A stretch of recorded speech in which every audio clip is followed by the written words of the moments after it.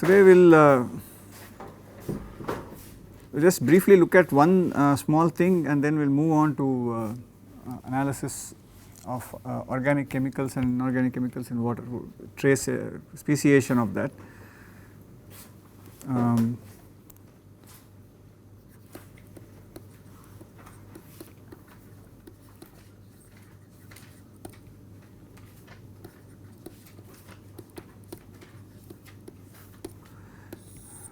So, we looked at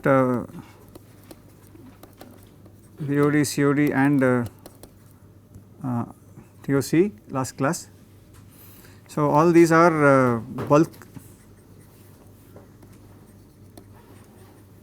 representation of carbon, of organic carbon.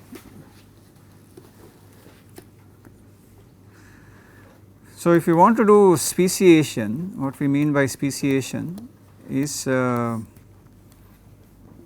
individually find out what is there in what organic chemical is there in water. So, the BOD, COD, TOC are good representation of state of the water, what is clean, not clean. You can just give a very simple cutoff for regulatory purposes where the volumes are very large. You are looking at very large areas and all that, but once you cross that you need the specific information about toxicity and all that. You need to find out what is it, what is the chemical there. You can also analyze toxicity of a particular water body by taking that water sample and doing what is called as a bio-assay. You can do the toxicity directly by doing what is called as a bio-assay. We will not talk much about it. What bio-assay means is you assess the toxicity using the sample. For example, if I want to say if a particular lake is contaminated, I take that water, bring it to my lab and I will put one test organism there and see how many of them survive or if they are having a problem. So, this is called as a bio-assay, and this can be done with any number of organisms. There are some indicator organisms which people use to look at bio-assay. So, this is done for that, and there are various number of so the other usually the indicator organism is something that is local. You can't use an indicator organism that is used in Europe to bring it to India and use it. It will not survive for other reasons. So, something that would normally survive in clean water, will something happen to it in the presence of the organic load. So, you know the organic load is say COD is 250 milligrams per liter. Is that 250 milligrams per liter is toxic or not? Then you do the bio-assay to determine that. That can be done. So, you directly take the COD or BOD value and go to the toxicity analysis by doing a this is one approach for doing it. This is done by biologists or ecological scientists. They do that. There is a big section of that. So, we are not going to discuss that here. There are also groups in which people just either look at the fatalities of the organism or look at specific change in the organism. So, if something is happening to this, for example, if you use fish, if something is happening to this fish, what is happening to the fish? They are losing their sense of direction or they are losing some function. So, they will assess that alone and then they will go deep and see what part of the body is being affected because of this and all. So, it is depending on how you that is a field by itself, bio-assay and automated bio-assay, you do not have to take anything out. That is a very large field by itself. This is one approach to do it. The other approach is to find out what is there in the water, and then you know toxicology information about that specific chemical, and you can directly find out if the toxicology of that compound and the composition warrant a determination that this is. So, the bio-assay is good. Advantage of using a bio-assay is, suppose there are you determine that there are 10 organic compounds, each of them have concentration less than what is the prescribed toxicity level, but combined all of them together may have a toxic effect on an organism. So, that you can't find out from getting toxicity information, individual toxicity information. You can only do that by getting something like a bio-assay, okay, which is really the proof that you want. So, the people do that. So, in other words, bio-assay is really the starting point of all our investigations. So, we usually have information about receptors having a problem, and then we back calculate and see what is there in the environment. So, we are just closing the loop in this case. You find out what is there and you say something is there, and then you see if this is really what is causing the problem. But in any case, speciation does give you valuable information as to what is there. More speciation, the value of speciation is to find out what is the source of the pollution. So, one of the advantages of doing the speciation is to it will give you information pertaining to sources. If you know the source, you can go and do something about it. Okay. And you also know what is the relative contribution of each source. So, what we call as source apportionment. And this relative contribution of sources is very useful. So, you can target sectors. For example, if you know that this is chemical A is coming from one particular industry, you know that that industry is primary contributor. So, you can go and do something about it. So, it gives more information and you can have useful analysis of that information. Okay. So, to do speciation we are trying to do, we will look at each matrix separately. So, we will look at water first. So, we discussed the general methodologies. What we are going to discuss is a little more specific to the instrumental analysis.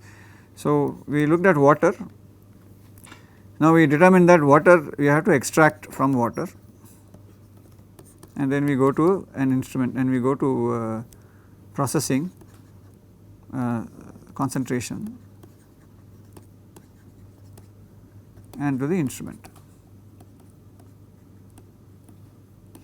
So, we will first look at these two things, extraction and concentration.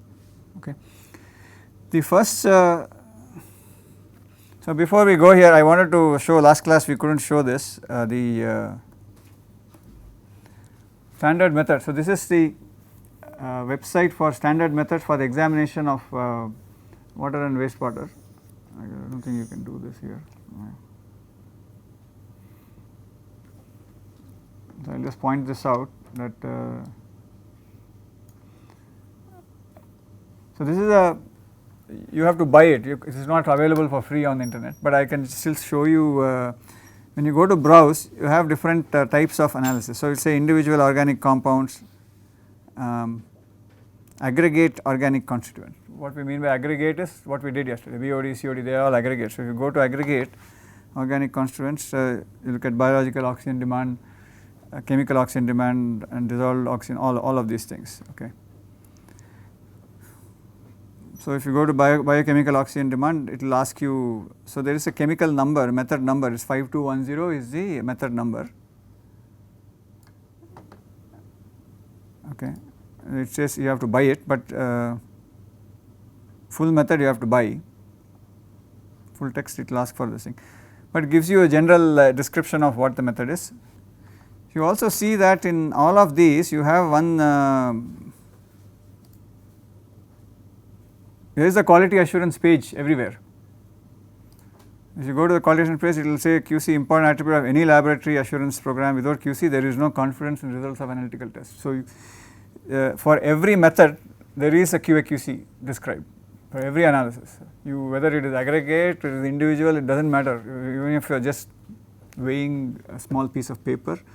QA/QC is important, and this will give you, so they have a lot of things. QA/QC is a lot more, it's very involved. I think what I have given you is only the very basic information, but the philosophy behind QA/QC is the same. So, for if you know what you need to do, then you will go find out the tools required for that. So, that is the module I have given you some introduction to it. So, these are all this other color taste. The standard methods for examination of water and wastewater will give you, so it gives you, this one is specific, say methane for example, very specific chemicals here that are individual organic compounds. So, they have this thing on extraction. Yeah.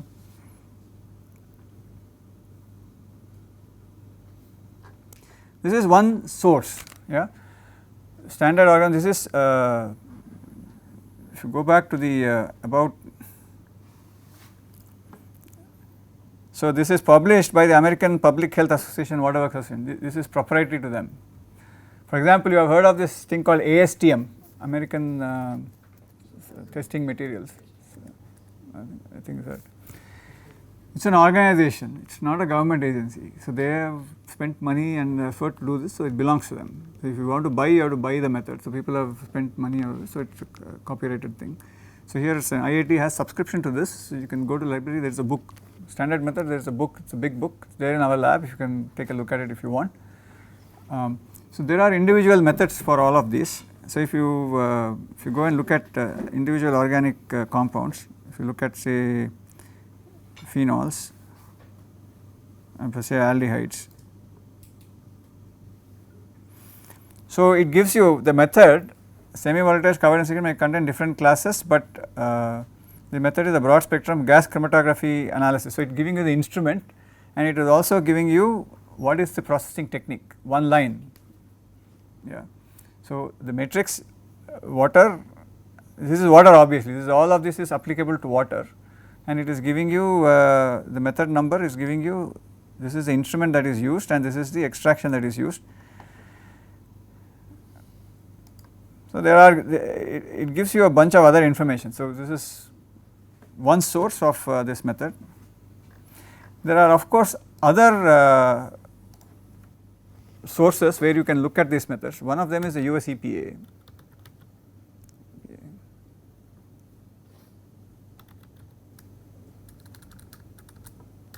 So, if we go to the US EPA website, I think it is very illustrative for you to go there, environmental topics. So, we will go to water.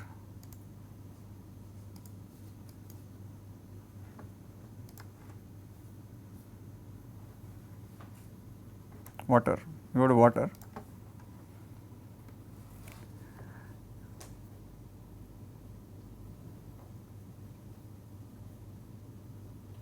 This is very relevant to the US now, water research, methods and models for water research, water data, water and wastewater management.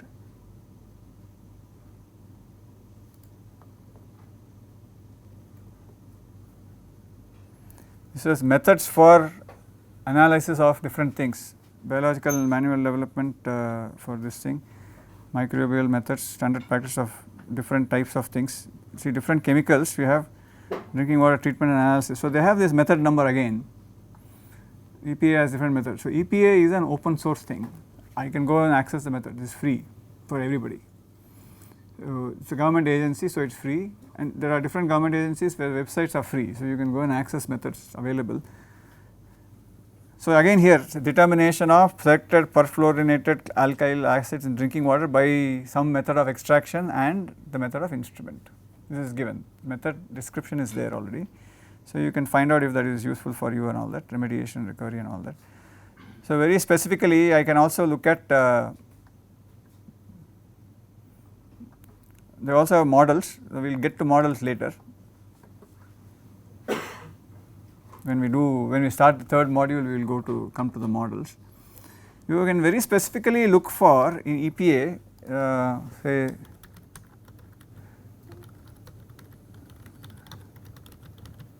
method for analysis of PAHs in water.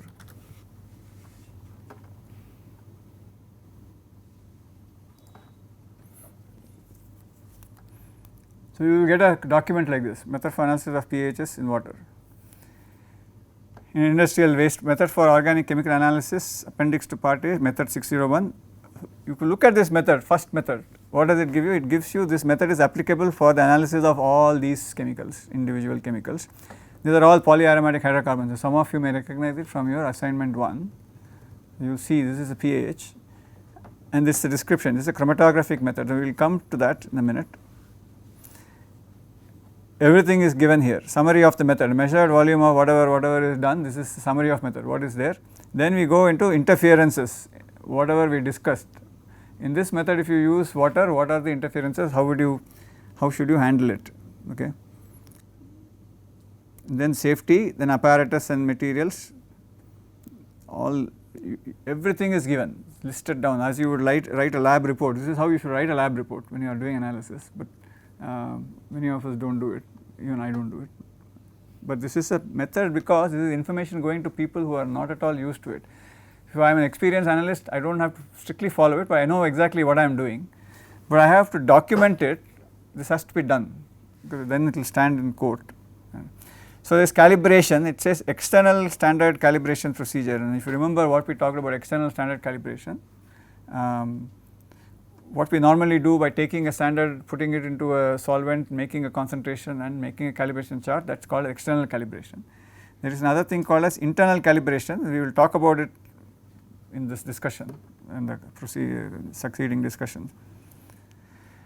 Then there is response factor. The response factor is the calibration, what we get from a calibration is the response factor, the curve. Then we have quality control. We are still not talking about the method, we are talking about all this other quality issues and accuracy and all that. You can read it. So, your next assignment is going to be this. You have to read, I will tell you what the assignment is right away. So, you have 6 chemicals that you have chosen. You pick one chemical, or you pick the 3 of you are in one team. So, you have to do 6 pieces of analysis. You have to pick 2 chemicals or 3 chemicals and 3 matrices, air, water and solids, and you mix and match one chemical at least in each one of them. So, you pick chemical A in water, chemical B in air, chemical C in solid, or some combination of it. So, you have experience of doing different types of chemicals in different matrices. So, the analytical instrument will change because of that so the properties, if you notice, the 6 chemicals that you have been given, they have a certain order of some of the properties. The aqueous solubility, KOC, all of them are increasing toward as you go towards PCB and PAHs. So, the methods will change appropriately, and one of them will be inorganic. The inorganic method is completely different. So, 1 inorganic, 2 organics, you pick one varying property and do the analysis. So, you have to read the method and give me a summary, a 1-page summary. So, like the summary they have written. So, you have to understand and extract the information as you would give it to a novice who does not know what they are doing. Now, you start section number 8, sample extraction starts, then sample analysis starts, cleanup, separation, then the chromatography comes, gas chromatography, and then we have all this, what conditions should you maintain and all that. Then there are references, then there are retention time. Yes, we will come to all this, we are getting ahead. This accuracy, overall precision, these are all reported. If you look at this table, method accuracy and precision, we talked about all this. This has to be reported, you must know what it is.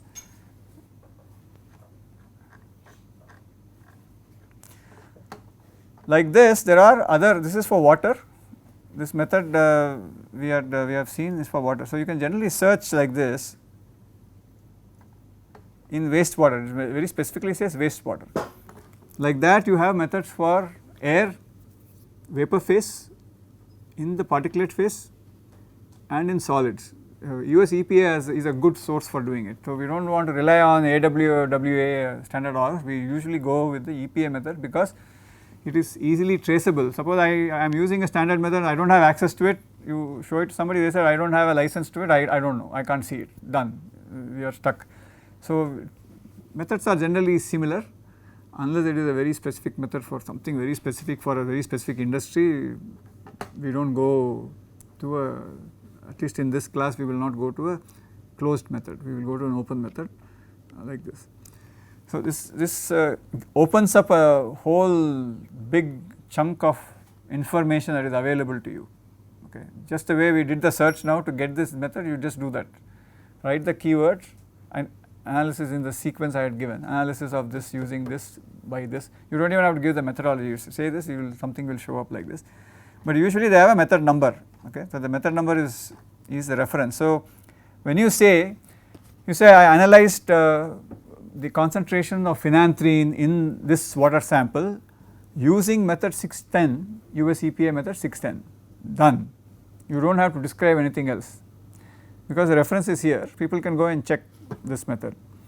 Now, if you have modified this method, you say analyze it based on method 610, the deviations are the following. I did not use these, so I changed the method slightly. So, it is a very subjective thing. Sometimes something is not available. If you can't just stop the analysis just because you do not have everything that they are telling. So, they are putting everything here because the completion, they want everything covered, but you do not have it, does not mean you cannot do it. You do it, but then you find out what the error is, and say the deviations are these possibly, then therefore the extraction efficiencies are different from what is reported in the method, or the analysis calibration is different because we use something else depending on it. Okay. Any questions on this? This is how a method is presented to you, and if you are making a method, you have to present all this information. So, in the exercise you have to go through at least 5 or 6 of these methods in detail, and so this is one source for water. The other source that we have is I am giving it to you here, so that for air, EPA has a lot of information about air. Everything that we are doing in this class, you can go there and learn. There are videos, extensive videos of this. You can go and type it, it will give you whatever you need. So, air monitoring methods, okay. This quality assurance is very extensive. Some of these things you, so air monitoring methods, you have air toxics, inorganic and organic. This is classified nicely straight away. So, let us do it organic, air toxics, organic. So, it is telling the determination of VOCs, volatile organic compounds, in air, which means it is a vapor phase compound measurement, yeah, vapor phase. I go to 2, I think there is a method description summary somewhere.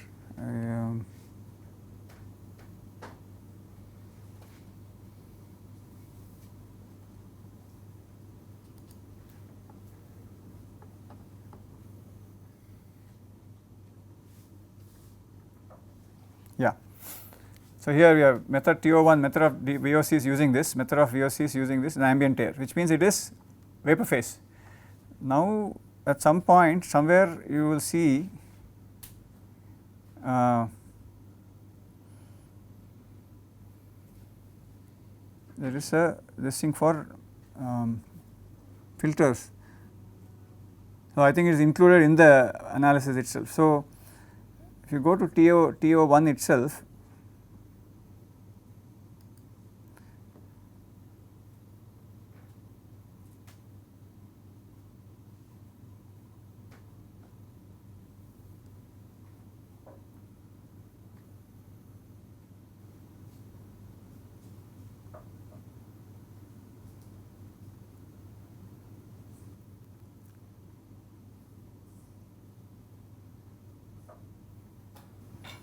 okay, we will come back to this in a minute.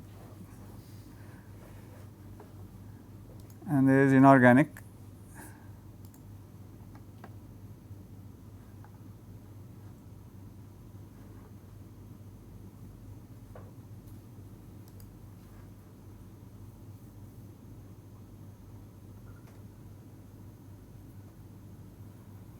So, this is method determination of PM is here, filter suspended particulate matter, all of that is here. So, PM comes under inorganic because predominantly is inorganic, but then there may be organic constituents in the PM. So, that part needs to be resolved. So, for that we will discuss separately.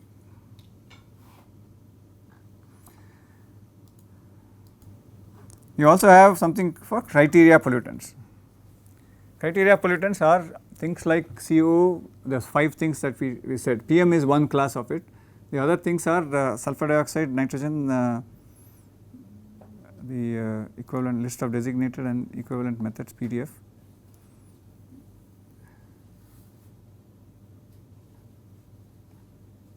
This is just the equivalent methods, this thing.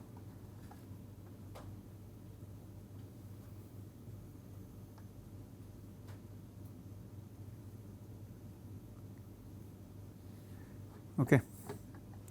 What I am going to do is I have shown you this. There is a third class. This is for air.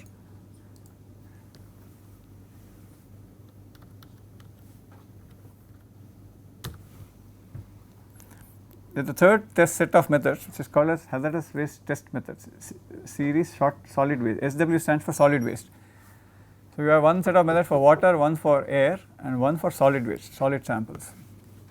So, this is for soil, sludge, sediment, anything, all of those things, and there is a bunch of methods for that.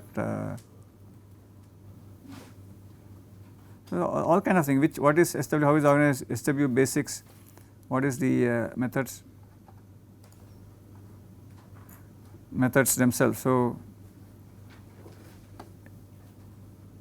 5 sample preparations, 8,000 chromatographic methods, so on, various methods. So, we will just go to one of these, we will go to 8,000, 8270. It's a method for semi-volatile organic compounds using GCMS, gas chromatography waste. Same thing, the method looks like just like what we saw in the other EPA method. There is a description, summary, what is it used for, application notes, so on.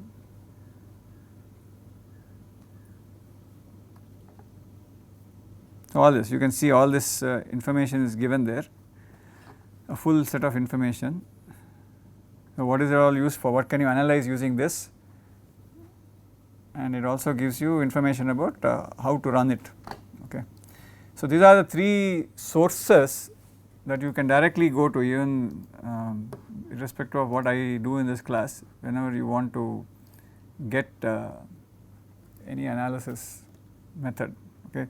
What we will do in this class will help you understand is to interpret whatever is there in the method little more fundamentally, what we are, why are we selecting certain methods. Okay.